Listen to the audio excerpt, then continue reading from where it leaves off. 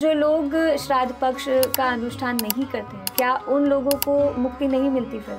श्राद्ध का जो सीधा सीधा जो संबंध है वो श्रद्धा से है। प्रत्येक धर्म में और प्रत्येक देश में श्राद्ध बनाया जाता है। आपको पता होगा, वैज्ञानिकों ने बोला आप जो भी बात बोलते हो वो ब्रह्मांड में घूमती है। वैसे आपकी जो वाइब्रेशन है, आप जिसके प्रति भी जब अर्पण करते हैं तो वो वाइब्रेशन उसको टच करते हैं। शरीर की मृत्यु होती है, आत्मा दूसरा जन्म ले लेती है।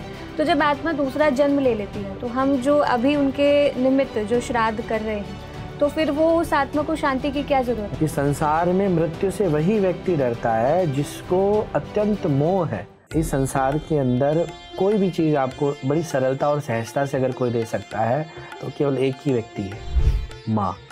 सनातन धर्म के अंदर माँ की पूजा को सर्वोपरि पूजा माना गया है। तो संसार के अंदर कहते हैं बेटों को जन्म देने के लिए तपस्या नहीं करनी पड़ती, परंतु बेटियों को प्राप्त करने के लिए निश्चित तौर पर किसी भी परिवार को या किसी भी दंपत्ति को तपस्या करनी पड़ेगी।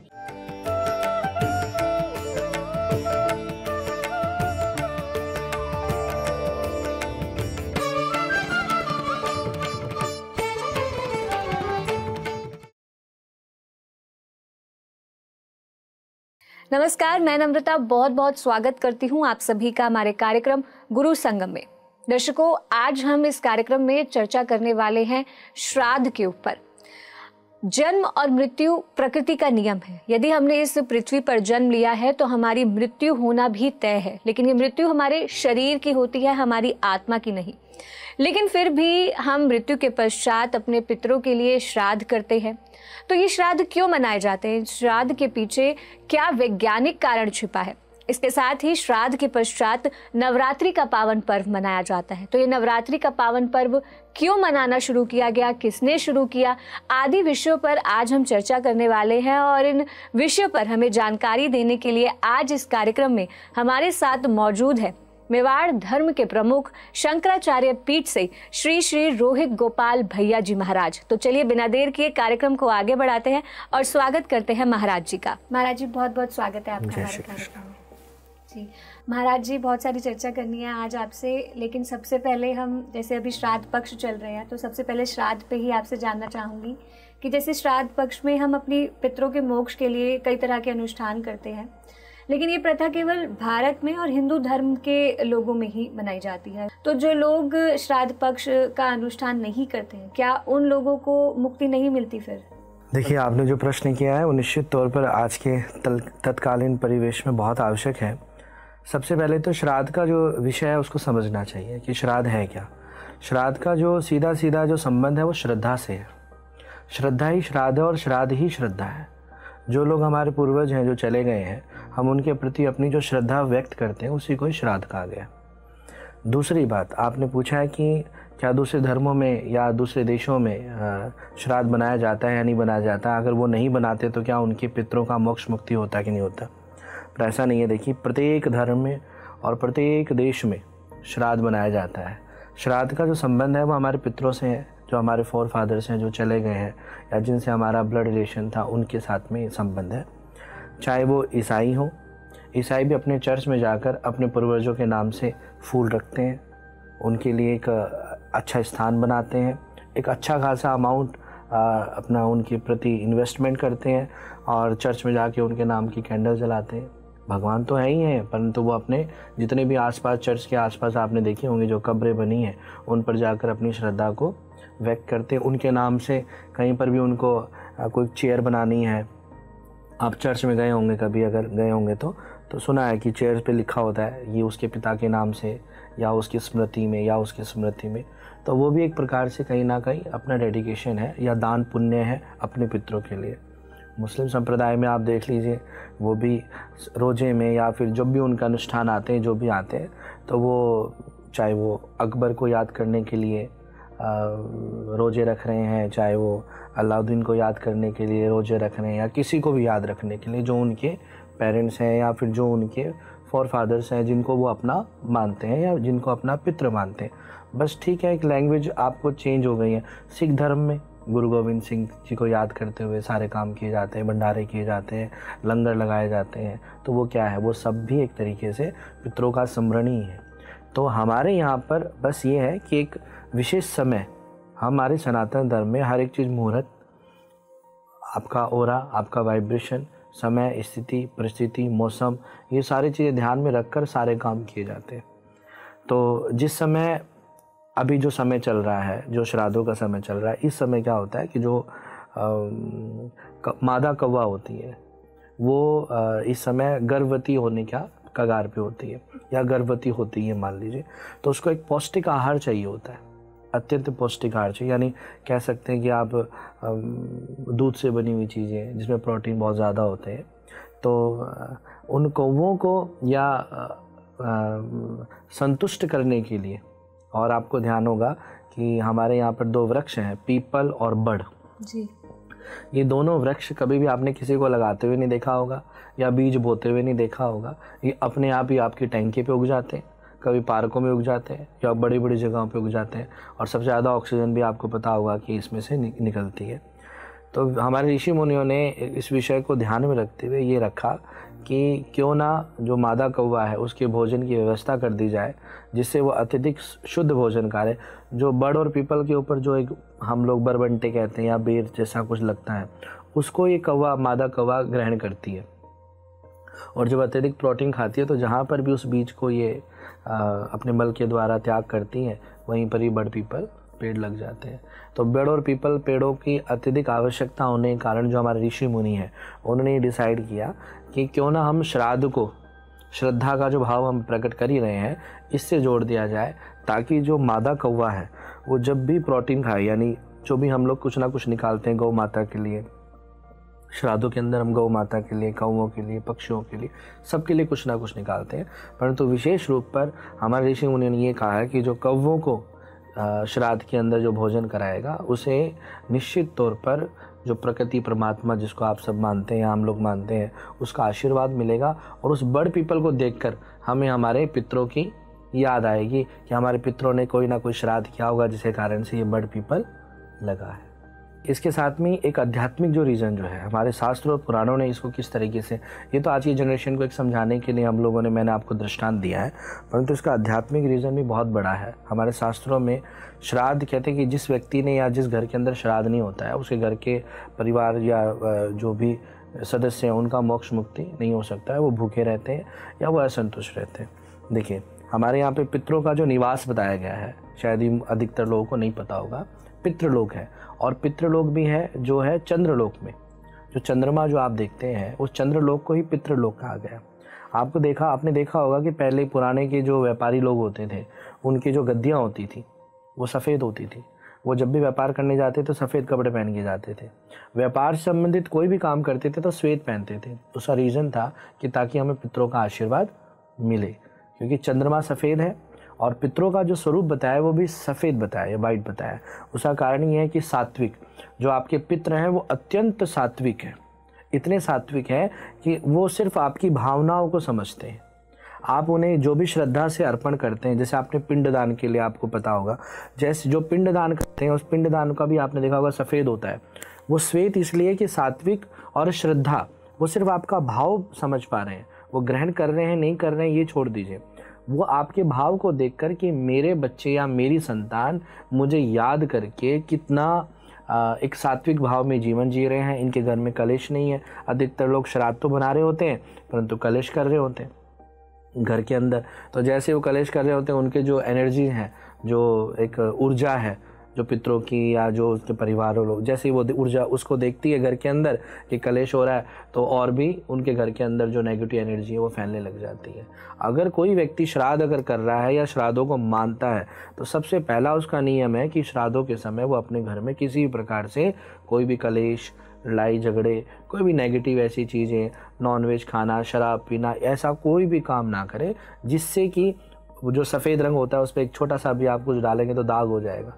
तो श्राद्धों को विशेष तौर पर पितरों को समर्पित इसलिए किया गया है कि इन श्राद्धों के समय आप सात्विक भाव से सारे काम करें, जिसके कारण आपके व्यापार में वृद्धि होगी। जब आप लड़ाई झगड़े नहीं करेंगे तो नेचर है कि आपके व्यापार की वृद्धि होगी, आपके घर में सुख शांति होगी, सारे काम अच्छे ही होंगे। इसलिए श्राद्धों को करना परम आवश्यकता है। परंतु शास्त्रों में, वेदों में, पुराणों में जो नियम लिखे हुए हैं वो बहुत डीप है कि किस तरीके से करना चाहिए, कहाँ करना चाहिए, उसका घर का वातावरण कैसा होना चाहिए। भोजन में आपने देखा होगा खीर बनती है, सफ़ेद चीज़ ही बनती है, खीर बनेगी या पनीर बनेगा या कोई दूध का कोई भी ऐसा आइटम बनेगा जो हम उनको दान पुण्य दिया जाता है। महाराज जी, जैसे आप बता रहे कि ये सारे कर्मकांड करने चाहिए, लेकिन अगर हम आजकल की पीढ़ी की बात करें तो ज़्यादातर युवाओं को श्राद्ध के विषय में नहीं पता है, और अगर पता भी है तो वो कहीं ना कहीं ऐसे बोलते हैं कि ये सारे जो रीति रिवाज हैं ये हमने ही बनाए हैं, तो इन्हें क्यों फॉलो करना है, तो मतलब साइंटिफिकली ज़्यादा जोर देते हैं। देखिए, जो लोग श्राद्ध को नहीं मानते हैं वो मुझे लगता है कि वो मूर्खों की श्रेणी में है, चाहे वो युवा हो, चाहे बुजुर्ग हो, चाहे जो भी हो। अगर आज हम श्राद्धों को नहीं मानेंगे तो मैंने तो पहले तो आपको प्रकृति का नियम ही बता दिया।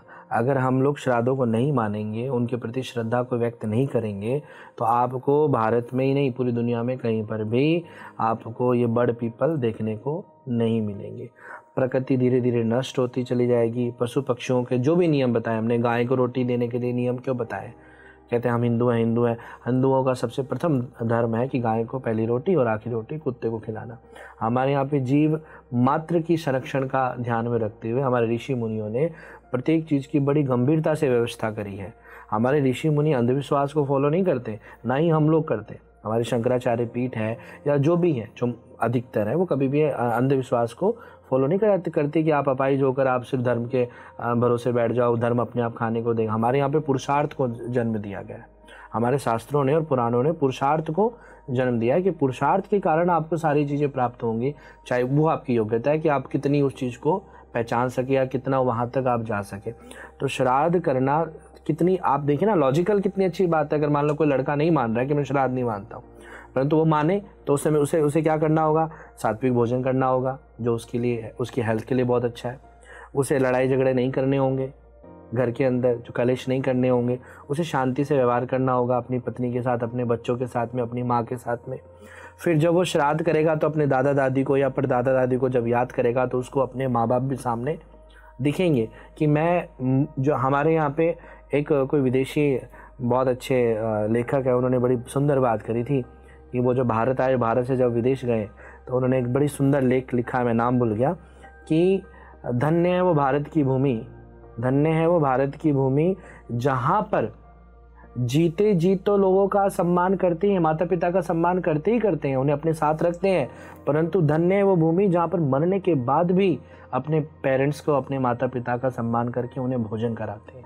हम तो सिर्फ आपको एक प्रेरणा दे रहे हैं, परंतु और भी शास्त्रों में पिंडदान, गयादान, तर्पण, ऐसे कई, नांदी श्राद्ध, ऐसे कई चीज़ें जो बताई गई हैं जिनके कारण आपको आपकी मानसिक शांति प्राप्त होती है। देखिए, सबसे बड़ी बात है, श्राद्ध करने से, कोई किसी ने आज तक श्राद्ध नहीं किया हो वो श्राद्ध करे और निश्चित तौर पर 15 दिन के बाद उसे अपनी इंटरनली जो मानसिक शांति है उसकी प्राप्ति होगी। महाराज जी, हमें आपने जो बोला पिंडदान, जो श्वेत होते हैं, आपने बोला गोला जो हम वो दान करते हैं, तो ये कैसे विज्ञान से संबंधित है? देख, मैंने आपको बताया ना, ये वाइब्रेशंस है, वाइब्रेशन समझते आपको पता होगा, वैज्ञानिकों ने बोला आप जो भी बात बोलते हो वो ब्रह्मांड में घूमती है। वैसे ही आपकी जो वाइब्रेशन है, आप जिसके प्रति भी कोई भी चीज़, श्वेत मतलब सात्विक भाव से आप कोई भी चीज़ जब अर्पण करते हैं, जिसका नाम लेके, हमारे यहाँ पे संकल्प में शक्ति बताई गई है कि आप किसी का भी नाम लेकर जब कोई चीज़ संकल्पित करके छोड़ते हैं तो वो वाइब्रेशन उसको टच करते हैं। जैसे आप यहाँ बैठे हैं, यहाँ बैठे बैठे आप अपनी अंतर मन से अपनी मम्मी को याद करने लग जाए, माँ माँ माँ माँ माँ, आप देखिएगा उनको वो एहसास होना शुरू हो जाएगा। वो कहेंगे कि कहीं तुम किसी परेशानी में तो नहीं है। या फिर कभी कभी ऐसा होता है कि जब आप कुछ बहुत ज़्यादा परेशान होते हैं, अचानक उनका फ़ोन आ जाता है कि भाई क्या बात है, क्या कर रही है, भले वो बोलेंगे नहीं पर फिर भी उनका फ़ोन आ जाएगा और वो आपसे इंटरनली पूछ लेंगे कि कोई दिक्कत तो नहीं है। चाहे वो आपका भाई हो या पिता हो, जो भी है जिनसे आपका ब्लड रिलेशन जुड़ा हुआ है, उन तक वो मैसेज पहुंच जाएगा जिनको आप बार बार याद कर रहे हैं या आप किसी भी कारण से परेशान हैं। उसी प्रकार से जब हम पिंड दान देते हैं, यानी जो पिंड है जब हम दान देते हैं और वो जब नदी के अंदर डालते हैं, आटे का बना होता है गोला, तो वो हम नदी के अंदर डालते हैं तो छोटे छोटे जीव जंतु, मछलियाँ हैं, जो भी है वो सब ग्रहण करते हैं। उसके बहाने वो लोग भी अपना पेट भरते हैं।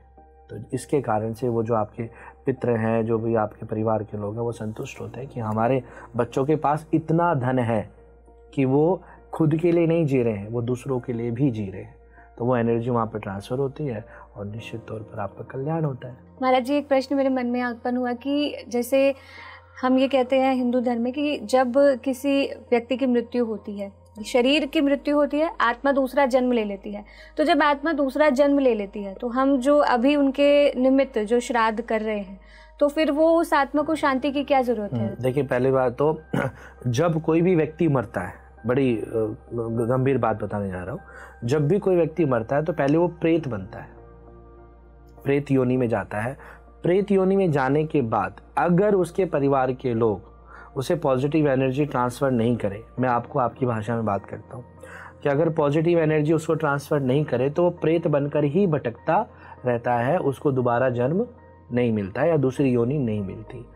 प्रेत योनि से मुक्ति दिलाने के लिए सबसे पहले तो जो हम गरुड़ पुराण के अनुसार जो हम लोग 11 साढ़े 11 महीने का जो कर्म करते हैं, 6 माही फूल उठाना, गंगा जी में डालना, पंच तत्व में लीन करना, वापस से जो एनर्जी परमात्मा से या हमने प्रकृति से ली है, वो सारी एनर्जी को वापस से हम लोग उनके अंदर विलीन करते हैं, उनके अंदर लीन करते हैं। वो करने के बाद जो आत्मा अकेली रह जाती है, तो आत्मा को भी क्या चाहिए, उसने अपने जीवन भर क्या किया है, गड़बड़ घोटाले किए हैं, झूठ बोला है, सत्य बोला है, जिसके कारण से वो मलिन है।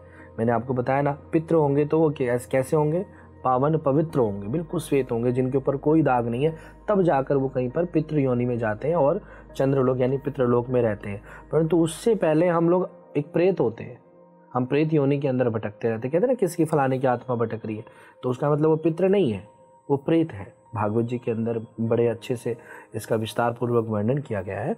तो प्रेत योनि से छुटकारा दिलाने के लिए हमें ये 11.5 महीने के कर्म करने पड़ते हैं नियम के अनुसार, गरुड़ पुराण के अनुसार, और उन्हें पुण्य देना पड़ता है किसी भी तरीके से, चाहे वो ऋषि ऋण उतार कर, ऋषि ऋण मतलब जिन्होंने शास्त्र लिखे हैं वो ऋण उतार कर, देव ऋण और पितृ ऋण, ये 3 ऋण होते हैं इंसान के ऊपर। ये तीनों के तीनों ऋण, ऋषि ऋण, देव ऋण और पितृ ऋण, ये तीनों ऋण जब तक कोई नहीं उतारेगा तब तक वो पितृ योनि तक नहीं पहुंच पाएगा, दूसरा जन्म नहीं ले पाएगा। और उसके बाद भी 84 लाख योनियों में भटकना पड़ता है। बहुत लंबा टाइम है, मनुष्य योनि तक पहुंचने बहुत लंबा टाइम है। तो हमें पता नहीं कि हमारे आजकल हम लोग इतने पुण्य तो कर नहीं रहे, चाहे वो कोई भी हो, हमें कदम कदम पर कोई ना कोई हमसे गलतियां होती हैं। क्यों? कलयुग का प्रभाव ही ऐसा है। अगर हम कलयुग के अंदर, तो कलयुग भी अपना काम तो करेगा ना। अगर कलयुग हमसे पाप करवाए ना, गलत काम करवाए ना, तो फिर कलयुग किस नाम का। तो छोटी छोटी कोई ना कोई गलतियां हम करते रहते हैं। चींटी को मार दिया, जबरदस्ती पेड़ पौधे तोड़ लिए हम लोगों ने, क्या है ना, क्या पीपा परत देख लो थाली महे मसान, मरी हुई वस्तुओं को हम लोग आजकल ग्रहण कर रहे हैं। थाली के अंदर शमशान बना रखा है, पेट के अंदर शमशान बना रखा है, जो कि नियम ये है कि जो मरी हुई वस्तु होती है वो सिर्फ शमशान के अंदर होती है। तो आप देखिए, इतनी सारी चलते चलते पेड़ों को काट रहे हैं हम लोग, तोड़ रहे हैं हम लोग। तो कहीं ना कहीं हम लोग निश्चित तौर पर ऐसा काम कर रहे हैं जो हमें इंटरनली भी हमें कहीं ना कहीं ये हर्ट करता है कि हमें ये नहीं करना चाहिए। उन्हीं सब चीज़ों की योनियाँ मिलती हैं। मान लो किसी के पितृ जो हैं, यानी प्रेत योनि से मुक्त हुआ और वो मतलब सांप बन गया, अब वो भूखा है, तो उसको वो ताकत तो देनी पड़ेगी ना, आपको एनर्जी तो देनी पड़ेगी ना, पॉजिटिव एनर्जी। वो पॉजिटिव एनर्जी आप कैसे देंगे? जैसे मेडिटेशन के माध्यम से आप देते हैं, आंखें बंद करके आप शरीर को छोड़ देते हैं, आपकी आत्मा भ्रमण करती है ना। आजकल ध्यान योग भी, आप जब सब लोग कहते हैं ध्यान योग ध्यान योग ध्यान योग कर रहे हैं, हम ध्यान कर रहे हैं, आपको पता होगा ध्यान तो 7वीं सीढ़ी पर होता है। जब 7वीं सीढ़ी पर आप जाते हैं, पड़ाव है ना, मंजिल नहीं है। ध्यान योग जो है मंजिल नहीं है, पड़ाव है। जब 7वें पड़ाव पे आप जाते हैं तो 8वां पड़ाव तो आप जयराम जी क्यों लेते हो? क्योंकि समाधि लग जाती है। ध्यान के बाद तो समाधि लग जाती है, इसका मतलब उसके बाद तो फिर कुछ है ही नहीं। तो उससे पहले के जितने भी अष्टांग योग है, जो 7 से पहले जो है, हम अगर उतना एक भी हम कर लें अष्टांग योग में से, तो ही हम लोग मोक्ष मुक्ति को प्राप्त कर लेंगे। समाधि तक तो कोई विरला ही कोई पहुंच पाया है, और समाधि तक पहुंचने के बाद फिर वो संसार का नहीं है। फिर ना तो वो हिमालय में रह सकता है, ना वो गंगा जी किनारे रह सकता, वो कहीं नहीं रह सकता, वो समाधिस्थ हो गया, वो तो फिर लीन हो जाता है अपने आप को। तो ये सारी चीज़ें जो पड़ाव है, या जो भी एक तरीके की सीढ़ियाँ हैं, जिनको समझने के लिए कहते हैं, शास्त्रों को समझने के लिए श्रम करना पड़ेगा। जब तक आप शास्त्रों को श्रम नहीं करेंगे, केवल सुनी सुनाई बातों पे आप यकीन कर लेंगे, तो चलो भाई आपने मेरी बात भी सुनी तो मेरी बात पे भी यकीन करने की आवश्यकता नहीं है। आपको शास्त्र उठाने पड़ेंगे। तो कुछ बात हो सकता है आपको मेरी समझ में आए, कुछ हो सकता है नहीं समझ में आए, पर जब आप शास्त्र स्वयं पढ़ेंगे, जब शास्त्रों को पढ़ने की जब मेहनत करेंगे, तब आपको समझ में आएगा कि हाँ भाई 2 और 2 4 होते हैं। आप मैं आपसे पूछो 2 और 2 कितने होते हैं, आप कहेंगे 4। मैं कहूँगा कैसे भाई, 2 और 2 तो 22 होते हैं। पर आप कहेंगे नहीं देखिए महाराज जी लिखा हुआ है 2 और 2 4 है। वैसे जो चीज़ लिखी हुई है, जिन लोगों ने जिया है इस चीज़ को, आप वहाँ तक जाइए, निश्चित तौर पर आपको संतुष्टि मिलेगी। महाराज जी मेरा अगला प्रश्न यही होने वाला था कि कर्म अगर हमारे अच्छे हैं, लेकिन आपने बताया कि जाने अनजाने में ही हम कर्म कर देते हैं ऐसे। लेकिन महाराज जी अब मान लीजिए कि जैसे आपने बोला कि हमें पितरों की मुक्ति के लिए कर्मकांड करने हैं, बट लेकिन जिस व्यक्ति का निधन हुआ है, जिस व्यक्ति की मृत्यु हुई है, उसकी फैमिली में नहीं कर रहे हैं वो, तो उसमें उस आत्मा की क्या गलती है? अब उसे कैसे मुक्ति मिलेगी अगर उसके कर्म भी बुरे रहे, अब परिवार भी उसका ऐसा है कि उसके प्रति नहीं कर रहा श्राद्ध, तो क्या करे फिर? तभी कहा गया है कि ये देखिए इसमें उसको भुगतना ही पड़ेगा। इसलिए हमारे यहाँ पे कहा कि जब व्यक्ति जीते जी अपना कल्याण करे, जब वो जीवित है तो चले गए वो छोड़ दिए, परंतु जो जीवित है वो अपने जीते जी अपना कल्याण करे, वो धर्म के मार्ग पर चले, सत्य के मार्ग पर चले। अगर वो जीते जी अपना कल्याण नहीं करेंगे तो निश्चित तौर पर एक नहीं ऐसे कई दृष्टांत हैं जो भटक रहे हैं, जो भूत प्रेत बन के भटक रहे हैं। आपने सुना फलाना एक ही जगह पे कोई एक्सीडेंट हो गया, वहीं पर बार बार एक्सीडेंट होते हैं। देखा होगा आपने कई बार कि किसी एक जगह पे कोई एक्सीडेंट हो गया, आप मोस्टली देखिएगा वहाँ पर कई बार एक्सीडेंट हो जाते हैं। कोई गिर जाएगा, कोई पड़ जाएगा, कुछ हो तो फिर लोग बताते हैं, गांव के लोग, फिर वहाँ पे एक छोटा सा मंदिर बनाया जाता है ताकि वहाँ की जो नेगेटिव एनर्जी है वो शांत हो जाए। तो इसी को ही भटकना कहते हैं, क्योंकि हमने जीते जी वो कर्म नहीं करे जिसके कारण से हमें फल प्राप्त हो सकता है। इसको आप ये भी ले सकते हैं कि जिन पेरेंट्स ने अपने बच्चों को स्ट्रॉन्ग संस्कार नहीं दिए, उन्होंने खुद ने भी धर्म का मार्ग नहीं चुना होगा तो अपने बच्चों को भी नहीं दे पाए। हमारे यहाँ पे तो कहते हैं बिनु सत्संग विवेक ना होई, राम कृपा बिनु सुलभ न सोई। इस आप अपने मोक्ष और मुक्ति की प्राप्ति के लिए विवेक चाहिए, और वो केवल सत्संग में या शास्त्रों की शरण में या पुराणों की शरण में आकर ही मिल सकता है। महाराज जी आपने जैसे बात की अभी पेरेंट्स की, तो अब जैसे अगर हम श्राद्ध करते हैं तो सबसे बड़े हमारे सामने जो हमारे पूर्वज अभी है, हमारे माता पिता, अगर उनकी मृत्यु होगी तो हमारे लिए सबसे पहले वही हमारे पूर्वज माने जाएंगे। तो जब वो धरती पर है तब हम उनका सम्मान नहीं करें, लेकिन मृत्यु के बाद हम उनका श्राद्ध कर रहे हैं। हाँ, नियम है। अगर कोई व्यक्ति श्राद्ध कर रहा है और श्राद्ध करते समय उसके माता पिता दुखी हैं तो उसको श्राद्ध की फल प्राप्ति नहीं होगी। अगर कोई भी व्यक्ति पितरों का काम करता है, मान लो पितरों के निमित्त कथा करा रहा है, पितरों के निमित्त कथा तो करवा रहा है, परंतु उसके माता पिता दुखी है, वो अपने माता पिता को नहीं पूछ रहा है, तो निश्चित तौर पर वो जो पितरों के निमित्त उसने कथा कराई या अनुष्ठान कराया वो निष्फल हो जाएगा। उसे सीढ़ी भर सीढ़ी चलना पड़ेगा। पहले अपने माता पिता को संतुष्ट करना पड़ेगा, माता पिता संतुष्ट होंगे, प्रसन्न होंगे, उसके बाद दादा दादी को संतुष्ट, अगर दादा दादी जीवित हैं तो दादा दादी को भी संतुष्ट। ऐसा नहीं माता पिता को संतुष्ट कर रहा पर दादा दादी को नहीं पूछ रहा है, उसको दादा दादी को भी पूछना पड़ेगा, संतुष्ट करना पड़ेगा। उसे अपने नाना नानी को भी पूछना पड़ेगा, उसे अपने सास ससुर को भी पूछना। 21 पीढ़ियों में जो भी उसके जीवित होंगे, यानी 7 पीढ़ी उसकी स्वयं की, 7 पीढ़ी उसके नाना नानी और 7 पीढ़ी उसकी धर्मपत्नी की। इस 21 पीढ़ी होकर जिनको हम पितृदोष मानते हैं कि इन 21 पीढ़ियों का आपको कल्याण करना होता है। जो व्यक्ति इस संसार में जन्म लेता है, जब वो इनका कल्याण, क्योंकि आपके ऊपर कर्जा है 21 पीढ़ियों का। आपने अपने ससुराल पक्ष से अपनी पत्नी को लिया, एक लड़की को आप लेकर आए हो, आपकी नाना परिवार से आपको माँ मिली है और आपके दादा परिवार से आपको पिता मिला। इन तीनों का ऋण आपके ऊपर है। तो 21 पीढ़ियों का जब कर्जा उतरता है तब कहीं जाकर मोक्ष मुक्ति की प्राप्ति होती है और घर के अंदर सुख शांति होती है। जी महाराज जी, अभी इससे पहले आपने गरुड़ पुराण की बात की थी। गरुड़ पुराण में लिखा है कि 11.5 महीने तक हमें सारी जो कर्मकांड है सारी विधि अनुसार हमें करना चाहिए। तो गरुड़ पुराण में महाराज जी ऐसी बहुत सी बातें हैं, जैसे बोला जाता है कि नर्क में जाएंगे, तला जाएगा। तो आजकल के जो, मैं फिर वही बात करूँगी कि आजकल की पीढ़ी नहीं करती है इन चीज़ों पर विश्वास। अरे वो तो करना पड़ेगा। जब है ना गरुड़ पुराण में एक एक बात, ऐसी कोई बात नहीं है जो बिल्कुल गलत हो। हमारे यहाँ पे 18 ही महापुराणों के अंदर जो एक एक शब्द लिखा है पूरा वैज्ञानिक तौर पर, आध्यात्मिक तौर पर, और हमारे ऋषि मुनियों ने सब, हवा में कोई बात नहीं हो सकती।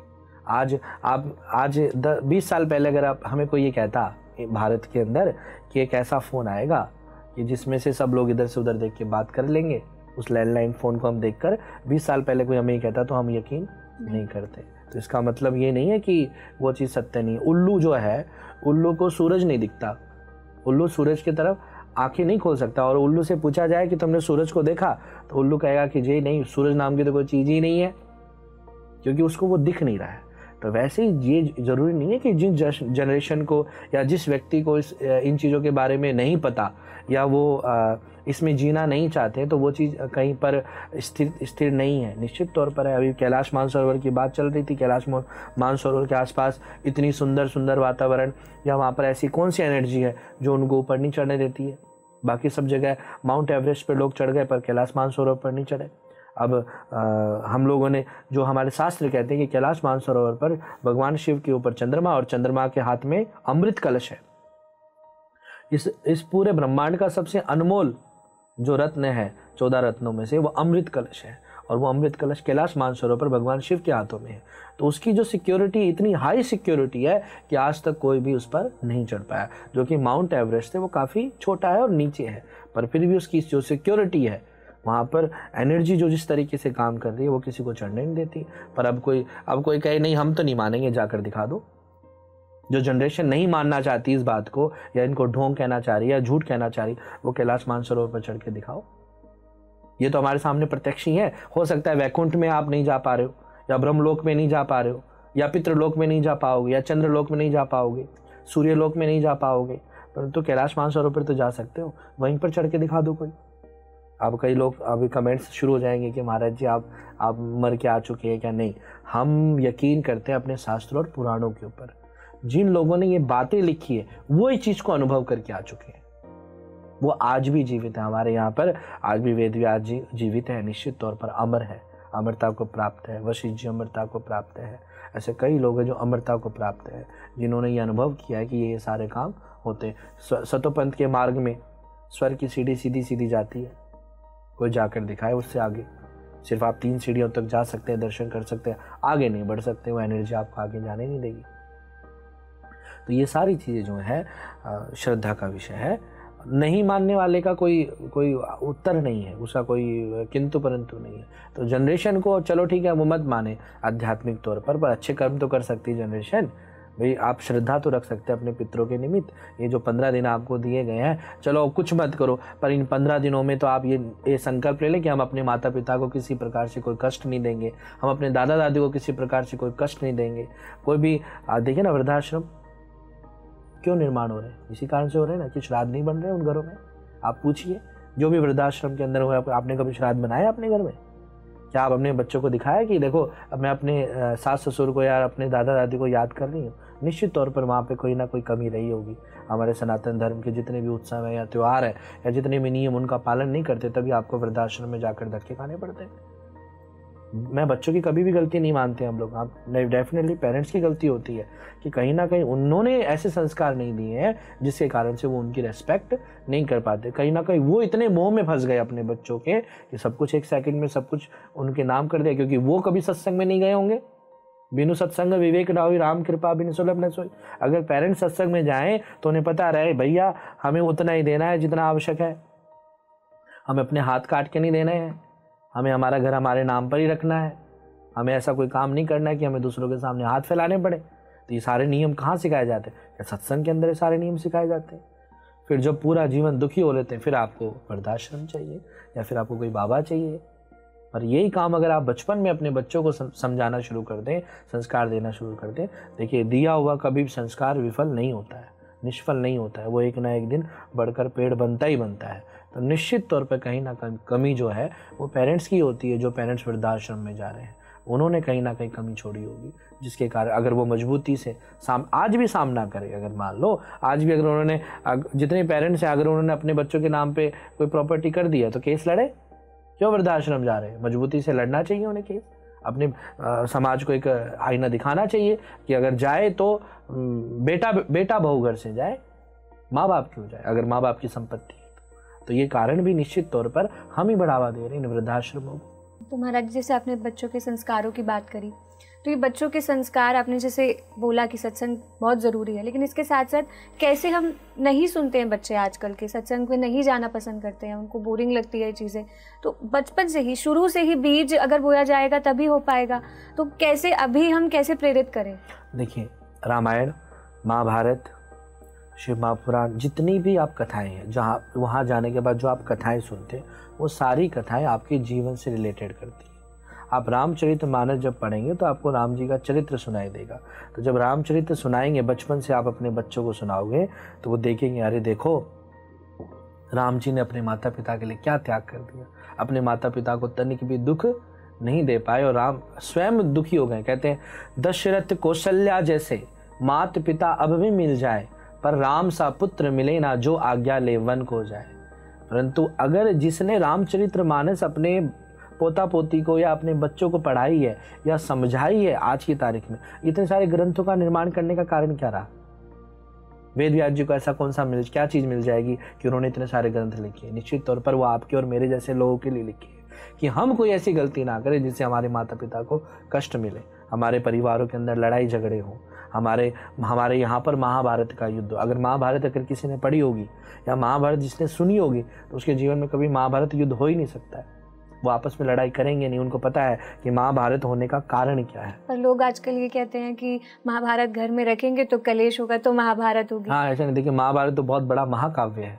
श्रीमद् भागवत महापुराण से पहले महाभारत को लिखा बद्रीनाथ में, माना गांव के अंदर, गणेश गुफा के अंदर जब महाकाव्य लिखा और भागवत जी, उसके बाद भागवत जी लिखी तो वेद व्यास जी संतुष्टि का वो कारण बता रहा मैं आपको। तो जो महाभारत जो है उसमें सब कुछ भाव प्रकट कर दी। ऐसा कोई भाव नहीं है जो महाभारत के अंदर नहीं है, और इतने बारीक सूत्र बताए हैं। अगर किसी को अपने जीवन में या अपने घर को बैलेंसिंग करना है तो उसे महाभारत सुननी चाहिए या पढ़नी चाहिए।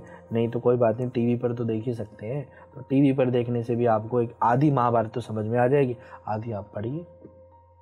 सत्संग में नहीं जा सकते कोई बात नहीं है, परंतु आध्यात्मिक जितने भी ग्रंथ हैं उनको आप अपने ऑनलाइन बुलाकर अपने स्वयं पढ़ लीजिए। आप अगर आपको किसी कोई बाबा पसंद नहीं है या कोई महाराज पसंद नहीं है या आपको अंधविश्वास पसंद नहीं है तो आप स्वयं पढ़िए उनको। भाई जितने भी कथावाचक हैं वो तो बोलने वाले तोता हैं एक तरीके से, सुखदेव रूप में। आप जब जाते हैं तो वो आपको वो कथाएं सुनाते हैं जो कथाएं वेदों के अंदर लिखी है। आप स्वयं अगर उनको पढ़ना चाहे तो आपको जाने की कहाँ आवश्यकता है। महाराज जी, हम अभी तक समझ रहे हैं श्राद्ध के बारे में। आपने बताया कि मृत्यु के पश्चात कैसे उनके घर वालों को कर्मकांड करना चाहिए। तो महाराज जी, ये तो तय है कि मृत्यु तो होगी ही होगी, तो मतलब शरीर जो है ये नश्वर है, तो लोग फिर इस मृत्यु को स्वीकार क्यों नहीं कर लेते? क्यों इतना भय है मृत्यु से? क्यों इसे सहजता से स्वीकारा नहीं जा सकता?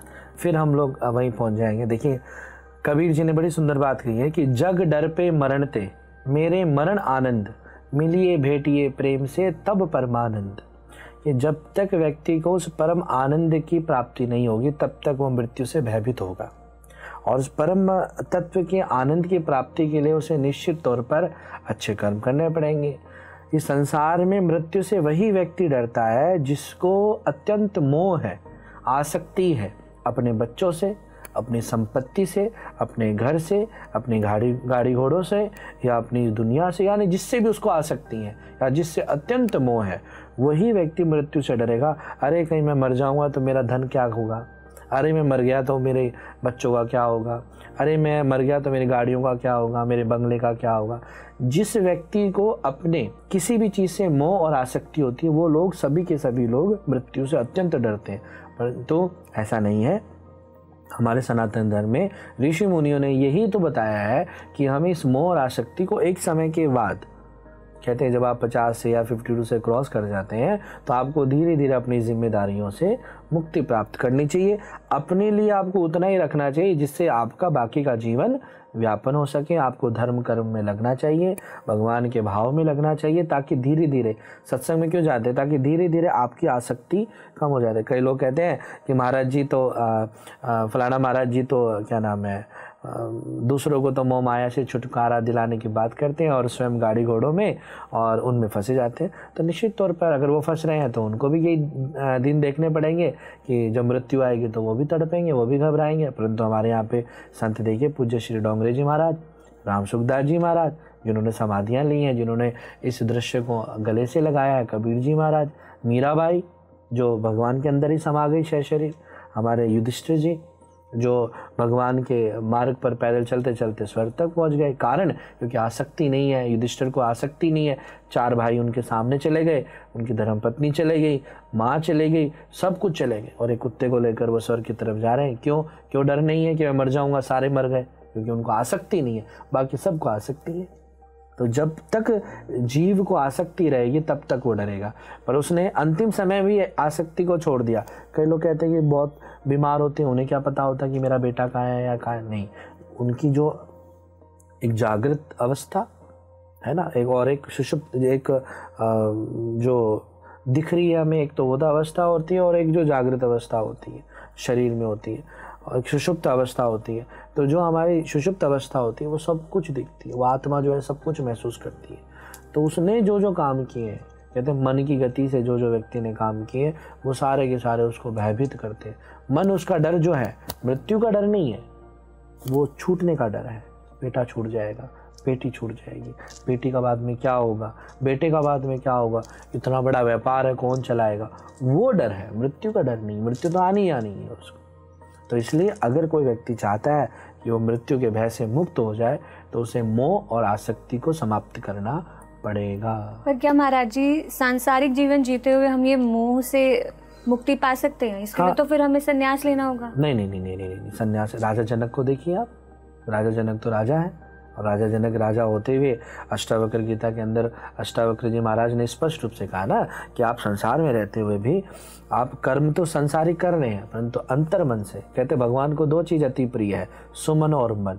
जो आपका मन है वो आप अपने पति के साथ में, बच्चों के साथ में, माता पिता के साथ में जो भी कर्म आपको करना है वो आप करिए, परंतु जो मन है, अंतर मन है, वो आप परमात्मा को समर्पित कर दीजिए। इस शरीर को आप जितना ही भोग भुगाना है आप संसार में भुगाइए, परंतु जो आपका मन है, जो आपकी आत्मा है, वो परमात्मा पे रहिए कि नहीं ठीक है मैं अपने बच्चों की सेवा कर रही हूँ, मुझे इनकी सेवा प्राप्त हुई है, तो जब तक ये लोग चाहते हैं तब तक मैं इनकी सेवा करूँगी, परंतु जिस दिन इन्होंने एक बार भी मेरी आज्ञा का उल्लंघन किया उस दिन मैं इन्हें अपने मन से त्याग कर दूँगी। शरीर से मैं पालन पोषण करूँगी परंतु मन से त्याग कर दूँगी कि अब ये अपना निर्णय लेने के लिए पक्षी क्या करता है, जो चिड़िया होती है वो अपने बच्चों को घोंसले से धक्का दे देती है, और जब घोंसले से धक्का देती है और बच्चा नीचे गिरता है तो अपने आप पंख फड़फड़ा के उड़ने लग जाता है। जैसे ही उड़ने लग जाता है चिड़िया उसे छोड़कर चली जाती है कि आज से इसने अपना निर्णय स्वयं लेना शुरू कर दिया है, तो आज से ये स्वतंत्र है।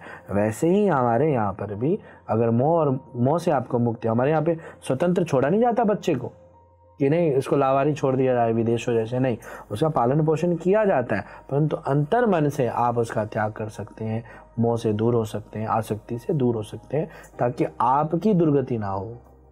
ये मोह से मुक्ति कैसे मिलेगी लेकिन महाराज जी? यही ना कि उसने आपकी आज्ञा का पालन नहीं किया, आपकी बात नहीं मानी, तो डेफिनेटली मोह से मुक्ति मिल गई ना। अगर आपको समझ में, अगर किसी को समझ, ये समझाए कैसे अपने आप को? अपने आप को कैसे समझाए, उसके लिए निश्चित तौर पर फिर वही चीज वहीं जाना पड़े आपको। बिनु सत्संग विवेक ना होई, राम कृपा बिन सुलभ न सोई। बिना राम जी कृपा और बिना सत्संग के बिना शास्त्रों का जब आप अध्ययन करते हैं तो आपको ये सारी चीज़ें पता चल जाती हैं कि सब कुछ असत्य है। अर्जुन को जैसे भगवान श्री कृष्ण ने समझाया था वैसे आप भी महाभारत की शरण में जाइए, भागवत जी की शरण में जाइए, राम कथाओं की शरण में जाइए, पुराणों की शरण में जाइए, तो वो अपने आप ही मुक्त हो जाएगा। कहते हैं कि इस जन्म में जो बेटा वो अगले जन्म में नहीं होगा, वो पति बन जाएगा। इस जन्म में जो पति है वो अगले जन्म में दादा बन जाएगा। जरूरी नहीं है कि इस जन्म में आपको जो मिला वो अगले जन्म में भी आपको प्राप्त हो। सारे रिश्तेदार हैं, एनर्जियाँ सब इधर उधर भटकने लग जाती है। तो ये जब जो 7 जन्म कहा जाता है कि 7 जन्मों, 7 जन्म नहीं कहा जाता, 7 वरदान, 7 वचन दिए जाते हैं कि भाई 7 वचन दो कि जब तक हम पति पत्नी है तब तक हम इस तरीके से अपना जीवन व्यापन करेंगे। 7 जन्मों की कोई गारंटी नहीं होती है, वो झूठ बात है, असत्य है। यानी कि रिश्ते जो है वो अगले जन्म में बिल्कुल बदलेंगे, निश्चित तौर पर बदलेंगे। महाराज जी, अभी आपने श्री राम का नाम लिया और श्राद्ध के बाद जो पर्व आता है वो नवरात्रि का पर्व आता है। 9 देवियों का हम पूजन करते हैं और 10वें दिन दशहरा मनाया जाता है, और वैसे ही चैत्र नवरात्रि में 9वें दिन रामनवमी का पर्व मनाया जाता है। तो श्री राम का कैसे यहाँ पे कनेक्शन है? और नवरात्रि की अगर बात करें तो इस नवरात्रि की शुरुआत कैसे हुई थी? तो महाराज जी, इन दोनों प्रश्नों का उत्तर मैं चाहूँगी आप दें। किस ब्रह्मांड में बड़ी सुंदर, अभी शंकराचार्य भगवान ने बड़ी सुंदर बात करी थी, अभी मैंने 2-3 दिन पहले ही सुना है कि इस संसार के अंदर कोई भी चीज़ आपको बड़ी सरलता और सहजता से अगर कोई दे सकता है तो केवल एक ही व्यक्ति है, माँ। माँ के अलावा आपको कोई भी व्यक्ति कई शर्त इस्तेमाल करेगा, पर माँ के पास, पिता के पास भी जाओगे, पिता भी कई चीज़ें सोचेगा कि मैं इसको 1000 रुपये दे रहा हूँ तो कैसे उपयोग करेगा, क्या करेगा, वापस कब देगा, ऐसे बहुत सारे विचार पिता के मन में आ सकते हैं। पर किंतु एक माँ है जो बिना निर्मल मन जन सो ही पावा, जब निर्मल मन के अनुसार अपने संतान को सब कुछ देने के लिए तैयार हो जाती है। वैसे ही अध्यात्म में और सनातन धर्म के अंदर माँ की पूजा को सर्वोपरि पूजा माना गया है। सबसे श्रेष्ठ पूजन अगर है तो माँ का। क्यों? क्योंकि जब माँ की पूजा की थी तो हम बालक के रूप में उनके सामने खड़े होते हैं और वो माँ हमें जो चाहे वरदान दे देती है, जो एनर्जी हमें चाहिए वो एनर्जी दे देती है। तो एक बड़ी छोटी सी कथा आती है पुराणों की, शिव महापुराण की, कि राजा दक्ष के पुत्र हुए 10,000। ब्रह्मा जी ने कहा कि आप सृष्टि का निर्माण करो, तो राजा दक्ष ने 10,000 पुत्रों को जन्म दिया। 10,000 पुत्र जन्म होने के बाद शिक्षा ग्रहण करने के लिए जा रहे थे। शिक्षा ग्रहण करके जब वापस आए तो नारद जी मिल गए। नारद जी ने कहा कहाँ जा रहे हो? कहा कि ऐसे ऐसे हम शिक्षा ग्रहण करके वापस अपने पिता के यहाँ, दक्ष के यहाँ जा रहे हैं। तब नारद जी ने कहा कि मैं तुम्हारा रिश्ते में ताऊ लगता हूँ। क्या लगता हूँ? ताऊ जी लगता हूँ। और मैं तुम्हें जो बात कहता हूँ उसको ध्यान से सुनो कि संसार में कुछ भी नहीं रखा हुआ है, सिर्फ दुख दर्द ही है। अगर तुम्हें इस संसार से ऊपर उठना है और आनंद की प्राप्ति करनी है तो तुम भगवान का भजन करो। क्या भजन कैसे करें? क्या सन्यासी बन जाओ, साधु बन जाओ। तो 10,000 पुत्र सन्यासी साधु बन गए। दक्ष को पता चला, दक्ष ने फिर से 10,000 पुत्रों को जन्म दिया। फिर से वो गुरुकुल गए और वापस जब आ रहे थे फिर नारद जी मिले। नारद जी ने फिर कहा कहाँ जा रहे हो भैया? क्या ऐसे ऐसे जा रहे हैं साहब। तो नारद जी ने कहा कि तुम्हारे जो 10,000 भाई थे तुमसे पहले, उन्होंने संन्यास ग्रहण किया मेरे कहने पर, क्योंकि मैं रिश्ते में तुम्हारा ताऊ लगता हूँ। और उन्होंने संन्यास इसलिए ग्रहण किया क्योंकि वो भगवान के भजन में लीन होना चाहते हैं। तो तुम भी मेरी बात मानो और संन्यास ग्रहण कर लो। तो 20,000 बच्चे, 20,000 लड़के यानी पुत्र ऐसे ही हो गए महाराज। जब 20,000 पुत्रों को संन्यास मिल गया तो दक्ष को क्रोध आया और दक्ष ने श्राप दे दिया कि हे नारद जी, मैं आपको श्राप देता हूँ, आज के बाद आप कहीं पर भी, कहते हैं कि कुछ देरी के लिए ही रह पाएंगे, उसके बाद आप वहाँ पर नहीं रह पाएंगे, भ्रमण करते हैं। हाँ, आप अपनी बात को पूरा नहीं कर पाएंगे। ये श्राप दे दिया। जैसे ही श्राप दिया ब्रह्मा जी नाराज हुए। ब्रह्मा जी ने कहा कि नारद जी ने कौन सा गलत काम किया, सन्यासी तो बनाया है, भगवान के मार्ग पर ही तो चलाया है। तो ऐसे क्रोधित आपस में विवाद चले। तब राजा दक्ष ने क्षमा याचना करी। नारद जी होगा कि मुझे सृष्टि का निर्माण करना है, सृष्टि को आगे बढ़ाना है और 20,000 पुत्रों को आपने संन्यास दे दिया, तो मैं आपसे क्षमा याचना करता हूँ पहले तो कि मुझसे जो गलती हुई श्राप देने के लिए। पर मैं आपको वरदान देता हूँ कि आज के बाद आप जितनी देर के लिए जिसको जो बात कहोगे वो व्यक्ति वो बात मान लेगा, वो आपकी बात को टाल नहीं पाएगा, चाहे वो कोई भी होगा। तब नारद जी को प्रणाम करके नारद जी से पूछा कि नारद जी ये बताओ कि मैं सृष्टि का निर्माण कैसे करूँ, कोई उपाय बताओ, मैं थक गया हूँ काम कर करके। तब नारद जी ने राजा दक्ष को एक उपाय बताया कि तुम माँ भगवती की पूजा करो और माँ भगवती को आराध्य मानकर उनका पालन करो, और जब तक वो प्रसन्न ना हो तब तक तुम अखंड दीपक जलाकर जो खेतरी जो उगाते हैं हम लोग, खेतरी का मतलब प्रकृति, यहाँ पर जो आप खेतरी उगाते हैं प्रकृति को जन्म देते हैं।